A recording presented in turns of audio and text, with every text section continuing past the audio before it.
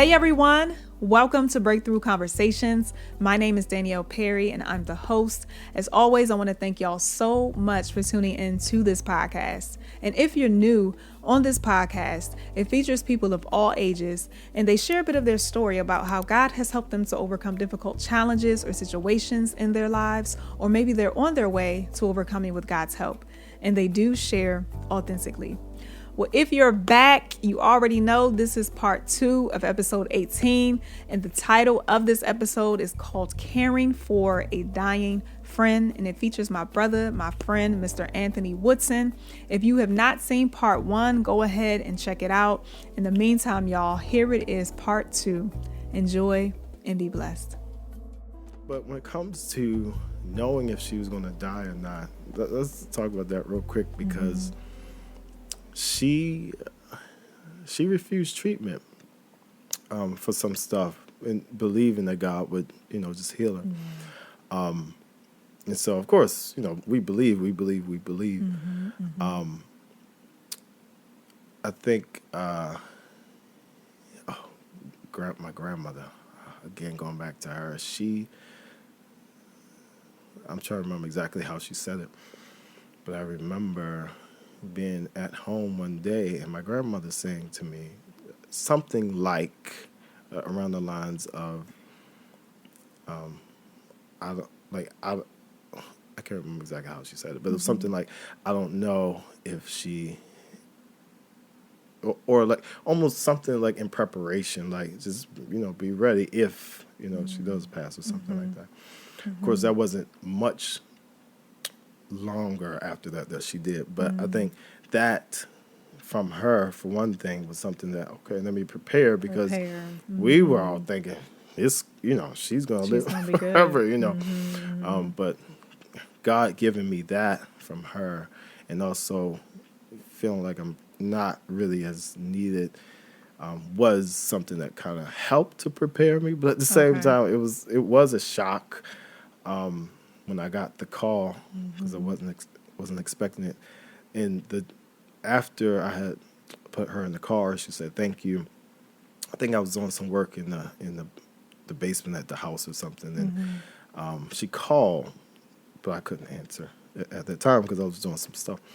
And I remember listening to her message. It was around like 10 o'clock or so. This was the same that day? night. Yeah, the same day. And I called her back, but she didn't answer. So I thought she must be resting good. Please rest, And I'll call her tomorrow. But of course, she didn't answer because she was already gone at that point. But yeah, getting that call the next morning at work, it was. Wow. It definitely was shocking. But yeah. Did you have to leave work at that point? Yeah, so I broke down a little bit, went into the room, and I did. Yeah, I did leave work after I got myself together a little bit. Yeah, I did. And I remember driving, thinking, like, I don't know what to do. Because, again, all my decisions were somewhat based on, like, her. I mean, even then, it was like, okay, I don't have to think about what am I going to do for her now, Wow. Yeah. So, yeah. So at the funeral, Yeah. I remember you calm. Were you actually calm?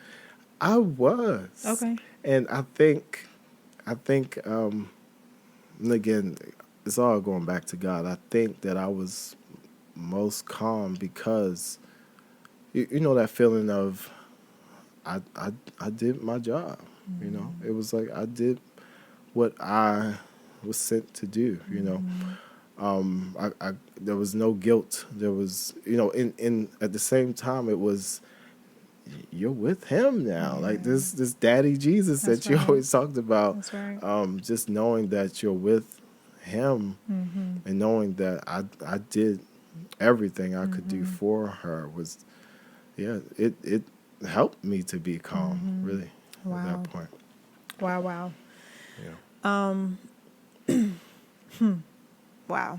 Just thinking about a lot of what you just shared. Yeah. So how did you focus in school while you were caring for her? That's a good question. How did I? Right. I mean, I sometimes I didn't. Sometimes I couldn't. I remember one time in particular that I was studying for my accounting exam in the hospital after we had to take her to the hospital one night. And I remember when she woke up, she was like, "Oh man, not again," because she didn't know because she had passed out. But I remember being in the ER like with my accounting textbook. By the way, I had to take accounting at least 3 times because of this. Right, You know, I couldn't focus. Yeah. But yeah, it wasn't easy at all. Yeah. Yeah, I don't know how I passed it here, but no, you know, I did though, of course. But yeah, it definitely took its toll on my ability to focus. But again, I just go back to, and I've shared this with people before. It's just the fact that school makes sense and class makes sense and getting it done and being done makes sense. But when God has something for you to do, you know, it's just get it done. And everything in the end worked out, you know, when it comes to school. It's just a matter of just going by his lead, you know, and ultimately the effects of that far outweigh the effects of school, if that makes sense. Yeah. Absolutely. So you said that after her death, you were kind of like, well, what do I do now? You know, because you have been so used to caring for her. And you realized that you kind of hit a point where you just needed to kind of slow down and really, I guess, just figure out, where am I? Who am I? So talk about that. Yeah. So of course, although I was calm at the funeral, it was a period of like I just have no idea where to go. You know what I need to do right now.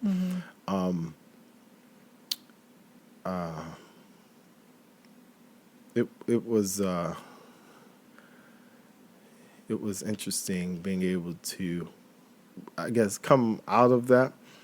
But I was still in school when she passed, and so I remember going to a rehearsal, which I wasn't really going to do because I just wasn't feeling it. But I remember going and being there and hearing, you know, the praises and everything, and it really just lifted me up. And I remember everybody prayed for me that night. I think we had rehearsal in Millennium, which is funny. And just having that and seeing that. And I remember, I'm kind of going back to one rehearsal that we had at the other one, Towson Run. And I remember I wanted to learn how to play the keys really for some years, and I really just never put forth the best effort to do it. And I remember in rehearsal, you know, the spirit was high and God was moving or whatever. And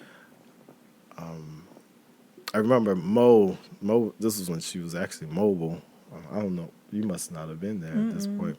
I remember she took me over to the piano that was there in Towson Run, and she told me to put my hands on the keys, and like she was just like praying over my hand. I remember it so vividly. I still couldn't play at that point, right? but I just remember that. And so what I'm getting at is the fact that there were things that were already in place for me. You know what I mean? Or directions that I needed to go in, and just being led by God. You know, I was able to then really start focusing on like my keys, like starting to play. Even more, getting a little bit more involved when it came to the choir, and getting more involved when it came to other things. So it was, I won't even call it even slow, because again, with God somewhat preparing me for her death, I had to grieve, of course. I had to get through that.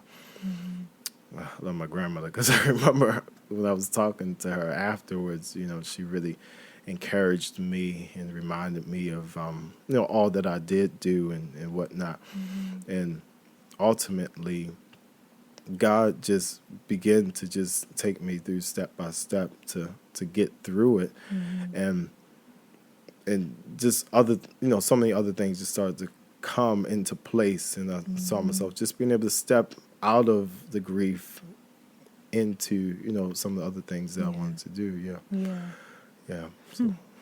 So eventually, like you said, you realized, okay, I remember when she prayed for me at the piano, and maybe some other areas in your life where you realize, okay, well, I knew that was something I wanted to do. So let me go ahead and focus on that. And then of course, school. Yeah. Get that accounting together.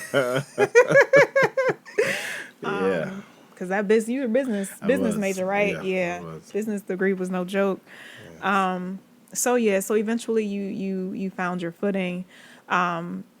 So talk about breakthrough for you. At what point did it come? Yeah. And, I think, I don't think I could pinpoint the exact time. But I think that how it came was God just being there and reminding me, and really just speaking to me about what He wanted me to do, right? And just giving me guidance when it comes to just coming out of the whole situation. And I remember actually at your church, I can't remember what type of event this was, but I remember Prophetic summit or something. I don't know. night of worship. Something. But PL basically said, all right, I don't know if he said everybody to line up or like certain people to line up, or if you want a word or something like something he said, line up. And I was in the line. And I remember I had this shirt on that said God can. I was doing shirts back then too. God can. It's real big. It's a bright green shirt. I don't know what I was thinking back then, but I remember being in line and I think that was that night. I didn't mean to cut you off. Yeah, I'm trying to see if I remember. I think he taught at Towson's camp. He taught on the campus the night before, maybe at a Bible study. And I think he said, if any of you all want prayer, we'll open our church up. Okay. And there was this long line of just students, college students. Yeah. Maybe that was the night. Maybe that was the night. But go ahead. You remember more than me. But I remember in this night was the first night I realized this, because Monique had passed away, I believe she wasn't going to, and she did, it wasn't PL, but it was another lady. Elder Blackwell. That was that night. Elder Blackwell. Light skin lady. Yep. Okay. Glasses. Yeah, glasses. I think she had on a red dress. But I remember when I got to her, it was like God was leading her to say, like, can you, God? Can you? Like, and that night I really realized, you know what? There is a level of doubt, and so I think from that moment I started to really go to God and really talk to Him about that, and just really realizing that there was a slight level of doubt. Like, God, I know I was believing you for this past year, and it didn't happen. I know she believes you too. Like, why didn't it? Yeah. What happened, God? And the thing about God, man, and when we think about things like that, because I know that that's something that we all have that happens, at some point in our lives. It's like, I thought God was, He said, all I got to do is believe. Right. But then I just realized how much God is God, right? I remember, and really, my faith is crazy now, you know what I mean? But just knowing who God is and knowing that God has created everything, like He can do whatever He wants. Whenever He wants. For whatever purpose He wants. And of course, as the scripture says, His thoughts are so much higher than ours, and His ways are so much higher than ours. Like our brains can't even fathom Yep. the reasoning for why did this happen? Why did she pass? If I thought she, so it's it's almost silly for us to even think like, oh God, you shouldn't do it like this, or you shouldn't like. Who are we Who are to we? tell God like who He is and That's what He right. can do? Again, He created us for His good pleasure, right? And so even from day to day, we don't know why. I'm gonna say it like this: we don't even know why He really created us. You know what I mean? Of course, we know for His good pleasure, but I created you for this. I created you for that. You for this. You to be here 30 years. You to be here 100 years. You to Right. be here 19 years. Right. Right. And so it's not our place. But I think that moment, to really answer your question, I think that moment was the time where I really started to get that breakthrough out of the grief for one thing, and of course get through that doubt, that level of doubt, be able to realize more and more that God, you are God, and even focus on the assignment, like God, you sent me to do this, you chose me to do this, Yeah. and there's always a reason for everything. Yeah. You know what I mean? Yeah. Yeah, Wow. So it sounds like that helped to really build your faith up. it did. Crazy enough. Yeah, it definitely did. And I think again because not so much because she passed, it's more of the assignment. Again, I think it's more of, man, if I trust God, believe God, if I go with God, do what He says to do, then He'll show me what to do. Like He'll tell me what to do. He'll trust me enough to give me something.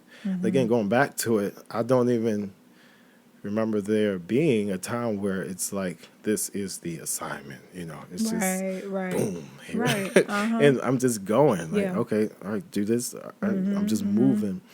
But so even in that, in thinking about the beauty of that whole experience, and thinking about God and how He essentially did assign me to do that, and thinking about how blessed I feel I am because of it, and at times it might sound a little funny or silly, but I imagine Mo in heaven just saying, God, do this for him. Like, God, can you take care of this for him? You see, and sounds a little silly, but I guess it comes down to what I did for God, ultimately for her.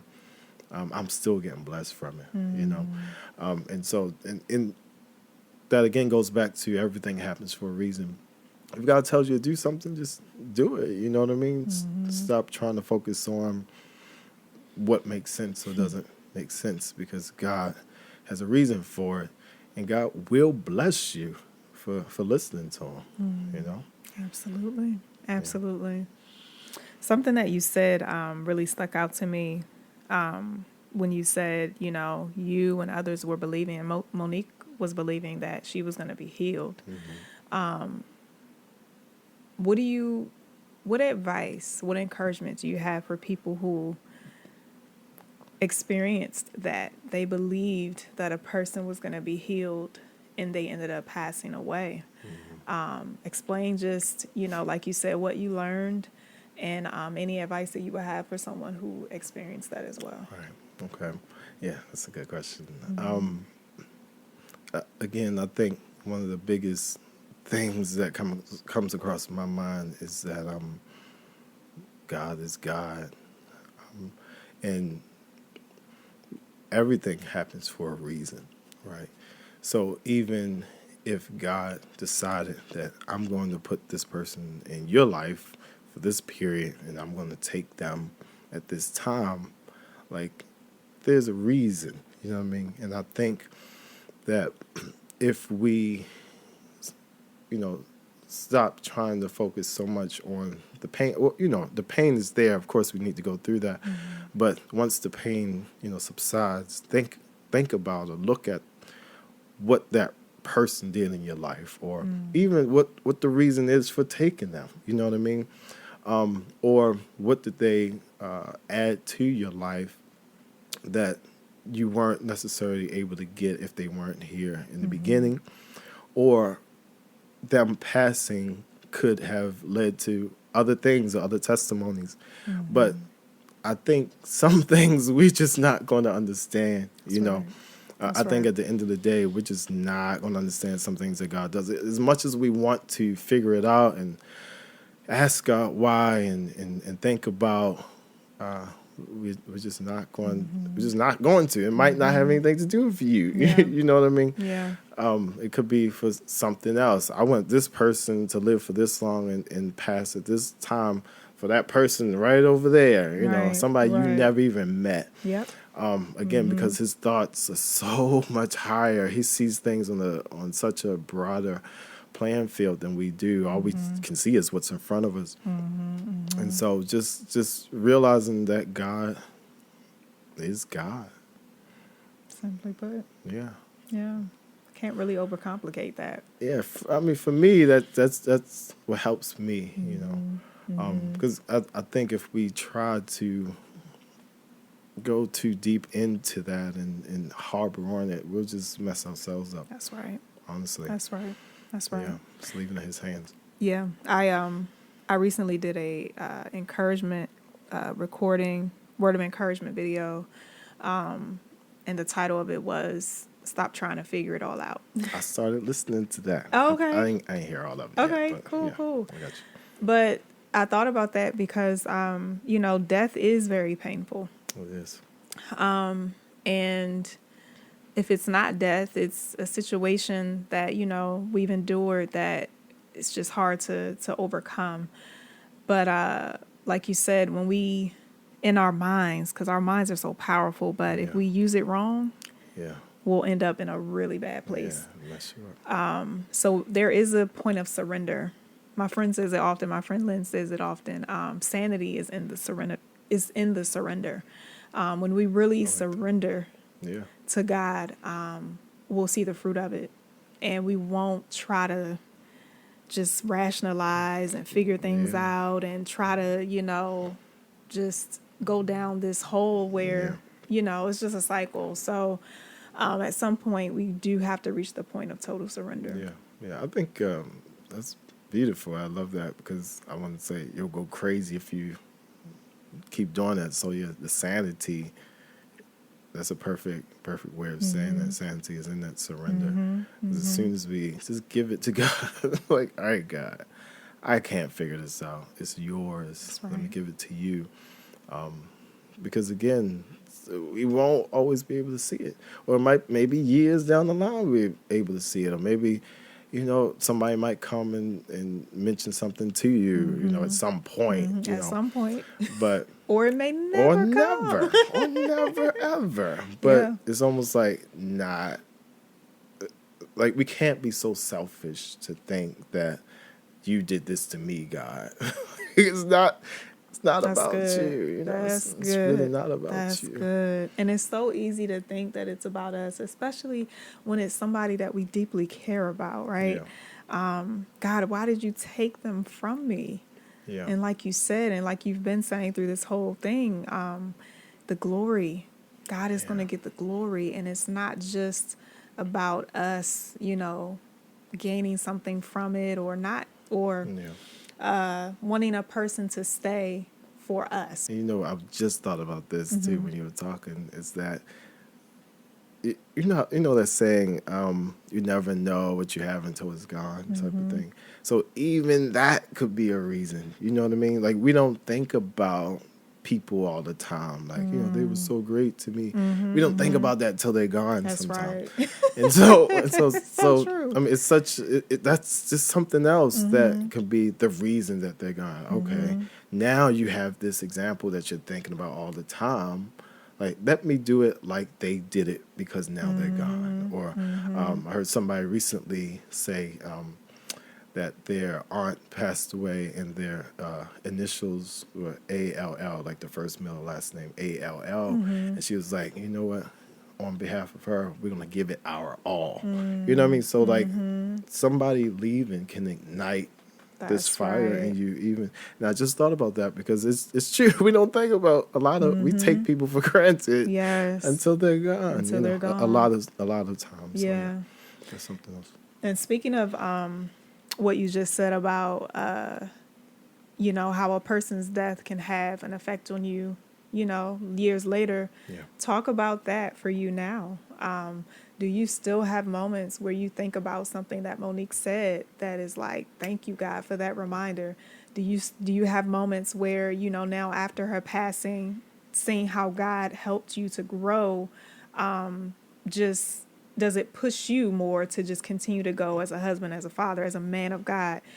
So talk about that for you. Yeah, one of the things I think about now is being a husband, actually, having that experience early, taking care of somebody, really. I find myself doing a lot of those things now, like taking care of my wife, just it's almost like an innate thing, something that I just do because it's almost like muscle memory. Yep. You know what I mean? Like, this is what I did. This is how you do it. So it's almost like God taught me some of these things when I was younger. And yeah, I do all the time think about different things about I think about it fairly often, even today. What 2006 was that? Like, I can't even remember. What was that? How long ago was that? 17 years? 17 Wow. years? Wait, Has it been 2006? that long? 16 plus Almost 6. 17. Yeah, 16 years. Wow. 16, 17. Yeah, it's crazy. Wow. And although it's not as often as it used to be, I still find myself pretty much at some point during the week having a reminder of Mo. One of her favorite songs was I Can Only Imagine. Whenever I hear that song now, it's like I just remember her singing that in her dorm room, dancing to it and worshiping to it. And not just seeing or hearing her do that, but also remembering how serious she was about that.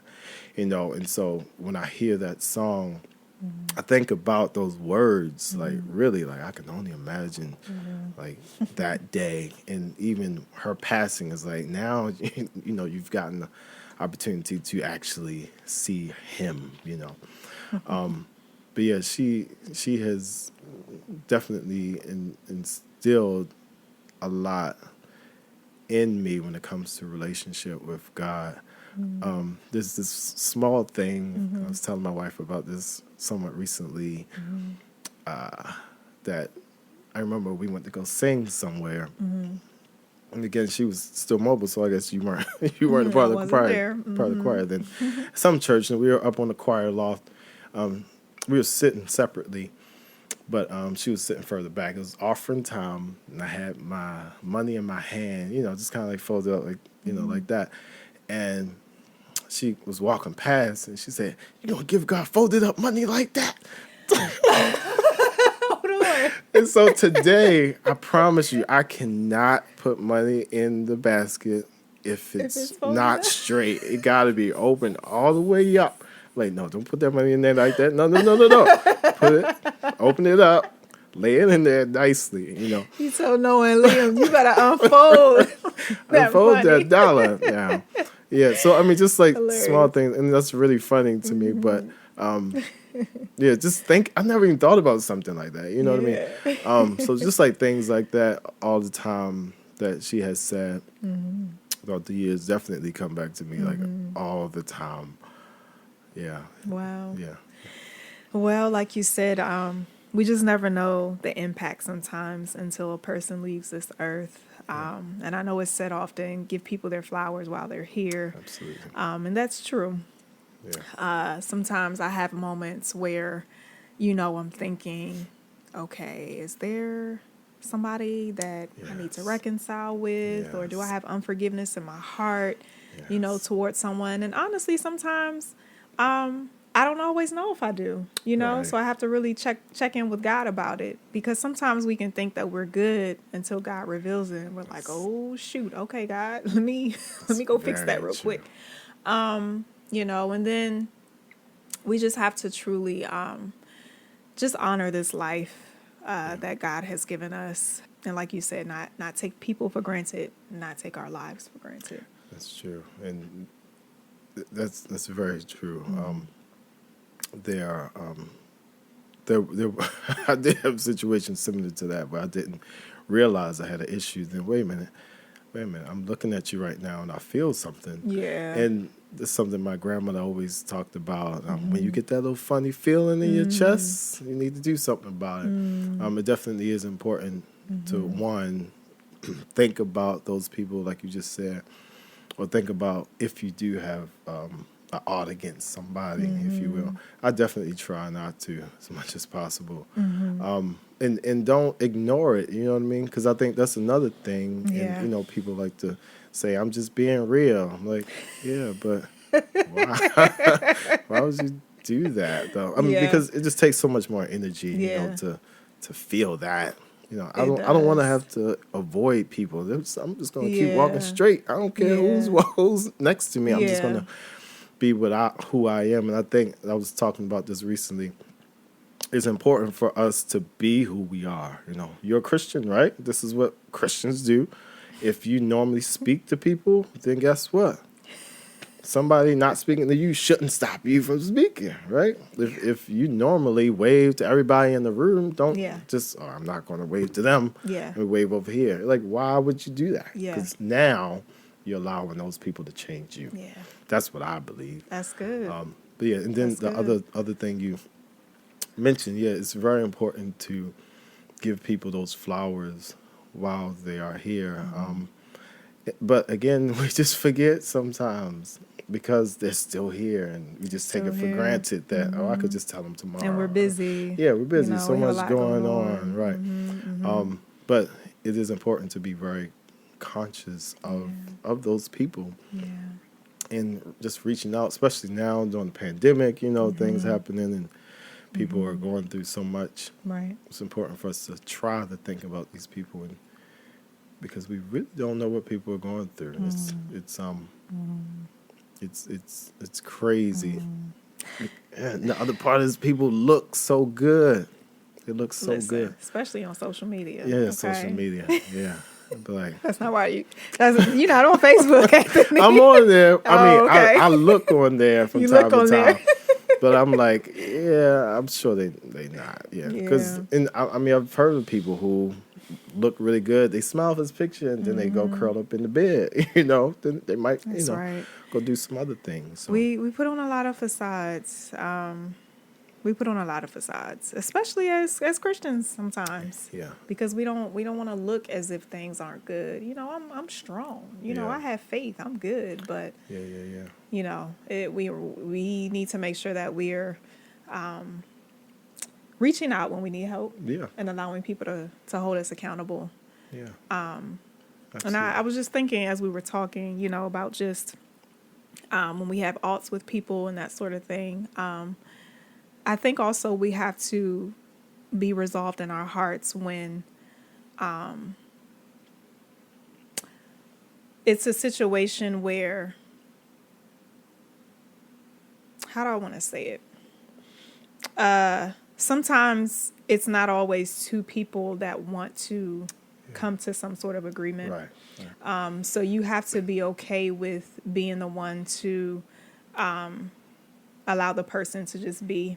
Yeah. And not forcing anything to happen. Because I think about, situations like that where we may have people in our lives who we never got a chance to reconcile. Yeah, and then one of us or one of them passes and it's like, there was no resolve. No resolve, yeah. And that's when you really have to just surrender that to God and allow him to do with it what he wants and really not try to force anything. Right. That's some good stuff you're saying. Some good things, because I think I agree. And along with that, something that I believe is that we are the Christian, right? And whether the other person's a Christian or not really doesn't matter. Something, because, we're still here now, right? We got people who are still here. And so a mindset of moving forward now is thinking about your role in everything, right? Thinking about how you can try to help to resolve. And so one thing could be just to let them know, listen, I just want to let you know that I'm good, or I forgive, or I'm sorry, whatever. And one thing about I'm sorry, I'm going to say this, or I apologize, is sometimes we're not doing anything wrong, right? Like we didn't necessarily do something wrong. Like what I did wasn't wrong, but it made you feel a certain way. And so something that I think could help people is that if they stop thinking about, well, if I say I'm sorry, that means I'm sorry for what I did. But I'm not sorry for what I did necessarily because it wasn't wrong. But, you know, I'm sorry that it made you feel a certain kind of way, right? And, you know, that brings it to a level of humility. We can try to figure out how can we be humble enough to just apologize for, oh, I didn't want you to feel that way, so I'm sorry that you feel that way. Yeah. This is kind of help, right? And again, we are the Christian, and you know, when it comes to forgiveness, we know about forgiveness, right? It's all about me. Like if I'm not forgiven, that's my problem. That's not your problem. It is not the other person. It's my problem. And so for some reason we think that if I forgive them, then that means that, you know, they'll be free to do whatever. But you know they are already free, right? They're probably not even thinking about you. I got to talk about this because just 2 seconds, because, you know, the scriptures talk about forgiveness. And I don't know if people really understand this or really realize that the scripture that Jesus was talking about, parable, where, and I'm just paraphrasing, but if you don't forgive somebody, then you will be locked up, right? Essentially, because he said that the guy didn't forgive one of the other guys, and so then they told him, well, lock him up and all of his family and whatnot. Y'all should go read that. But it's such a clear message from Jesus to say, when you don't forgive, you will be locked up. You will be locked up. It's not about them. They're going to be free to go. But if you don't forgive, you are going to be locked up. That's good. So we really need to put effort into do. And again, it's too much energy, you know, to not forgive people. Just to hold on to things. Yeah, and I'm not trying to live like that. Yeah. Honestly, I'm not. Yeah. I'm just not trying to live like that. Yeah. I need to be free. I got too much on my mind to be angry at you for something you did. Right. That's good. Yeah. That's good. And I don't want people to confuse forgiveness with healing. And what I mean by that is, you know, forgiveness isn't a feeling. Right. We can forgive someone and still not feel happy towards them, if that makes sense. Because there's a process of healing. You know what I mean? But that release, like forgiveness is a release from prison. It's a release from being locked up.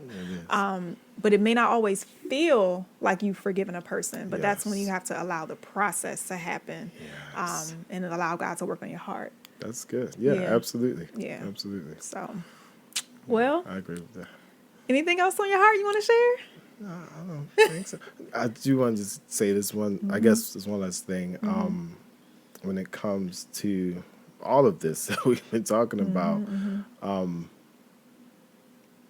like you really have to have God, right? You really have to have a relationship with God because I don't know how I could live without God. Like seriously, I don't know. I don't know how people do it. And one of the things I like to talk about is having God doesn't mean everything's going to be perfect, right? We still got to go through stuff. Yes. Things are still going to be hard. But one of the most fundamental reasons for having God is to having somebody to go to when I have a problem. If I'm going through something, I can't talk to my friends about it, I can talk to God about it. That's right. Like when I want to be brutally honest about something, I can't tell them because they're gonna feel some kind of way. Right. But I can tell God, That's right. God, I hate this situation. That's right. Or this person gets on my nerves. Like we can say whatever we want to God. We don't have to bottle anything up.